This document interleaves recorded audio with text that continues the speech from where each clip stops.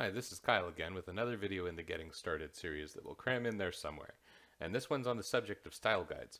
I mentioned somewhere in the last couple of videos something about PEP8 referring to a style guide. Well, now we're going to talk about what that is. Like with any form of writing, it's possible to have good code or bad code. And also like most forms of writing, programmers use style guides. So programmers use style guides, but it does exist in many forms of writing. And what you'll find is people who write for a specific blog, for example, write certain things and reference things in certain ways.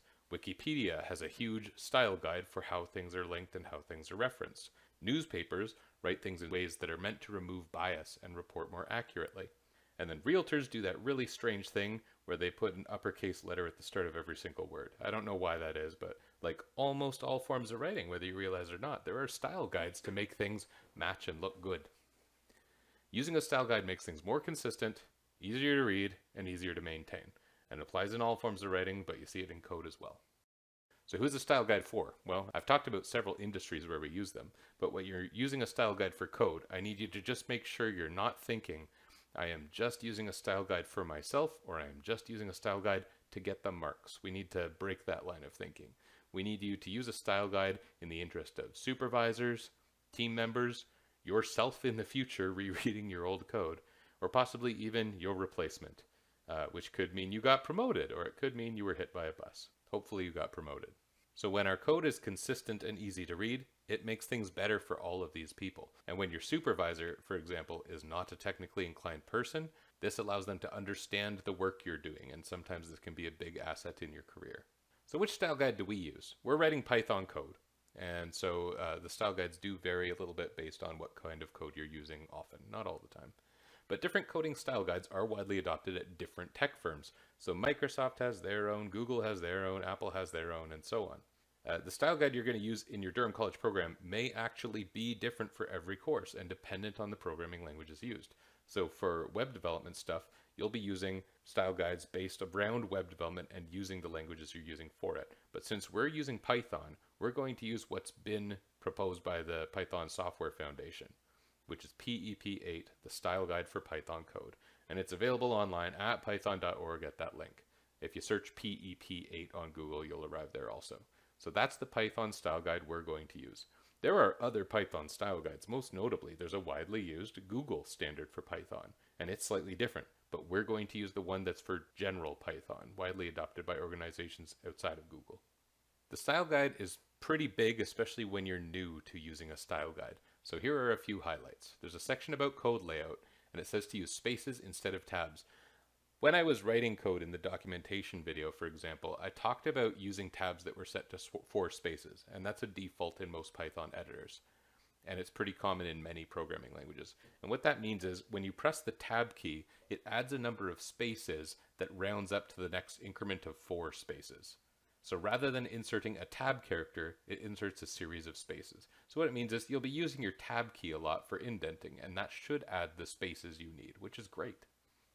Any imports we use should be happening at the top of a code file on separate lines. There's some information in there about comments, and so we had a whole video about documentation earlier. I'm not going to repeat that. And there's a lot about naming conventions. They recommend using variables and functions named using lowercase. And you can use lowercase where words are joined, or you can separate them with underscores if you feel it helps with readability. So I tend to use the underscores. If you choose not to, that's your choice as long as your code is nice and readable. If you are using a variable value as a constant, those should be named using uppercase. Uppercase is when every letter in every word is an uppercase letter, and you still separate it using an underscore. Classes are named using cap words, which is each word in the name of the class has a capital on it. That's also called Pascal case. Though it isn't in PEP8, because we're learning to be good programmers, we're going to generally recommend as instructors in this course that you name things descriptively and using actual words without abbreviation unless there's a good reason why not. Some abbreviations are fine. I tend to tolerate things like min and max because we all kind of know what those mean. But there are other times when people use variable names like p. I don't know what p is. And so I tend to like to avoid those things where the meaning of the variable isn't there. When it's a variable name that you would have to explain to someone if they asked, it's already not a good variable name. Name things what they are. So, how do you actually use the style guide? Well, generally, you may not even need to go to it if you closely follow the style-related coding practices you see in the video lectures and in any demos that you're shown. You can also review and consider bookmarking the PEP8 style guide. Besides the style guide site itself, you can expect your professors to probably provide some kind of shorter, easier to digest version of the style guide specific to this course. It's maybe a good idea, as you hand in each significant lab assignment, compare your naming conventions and documentation against the style guide just to make sure you haven't been making any mistakes. Also, in just the last couple of years, it's started to become normal for development environments to include automatic language styling. A linter is what it's called. And you should find that with your Visual Studio Code install using Python and possibly with some other solutions that some of the style guide will automatically be enforced for you. And if it's not, you can find a package that will do that type of thing for you for most common development environments. Here are a few questions about style guides that I've anticipated. So many organizations have coding style guides. Which is best? Well, the answer to that is whichever one you are paid to use. There is no best style guide. Some of you may come to assume that one is the best. You may have one you prefer when you become an experienced programmer. But really that doesn't matter, because if your boss or your organization tells you to use one, that's the one you're going to use. So let's not worry about which one is best. And if style guides are all different, and if none are best, why are we in this program actually enforcing adherence to a specific style guide? Well, we're doing that just because we want you to get used to it using a style guide. This is a normal practice in industry. Even if it's not our precise style guide, you are very likely to eventually need to work with a style guide, whether you like it or not. So we're getting you used to that practice. And it's not a terribly hard thing to do. I don't think this is demanding. How about people who say, who cares about coding style as long as the code works?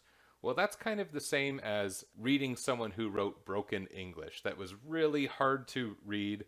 You could still understand what they were saying, but it was hard to read, and maybe you got a certain impression of that person. How did that person come across? Well, that's the same thing that happens in your code. If your code looks like you don't know what you're doing, it might mean you don't know what you're doing, and people will tend to think that way. And we don't want that. We would like you to appear as a professional programmer when you exit this program, and that's what we're working toward here. So style guides are important to programmers for many reasons. We've talked about those, and we use the PEP style guide for Python code in this course. And if you would like to check what you should know at this point, maybe you can state a reason why style guides are important to programmers and why you should use the PEP8 style guide for Python code. You could answer that question by saying, "You told me to," but maybe you can come up with a better reason as well.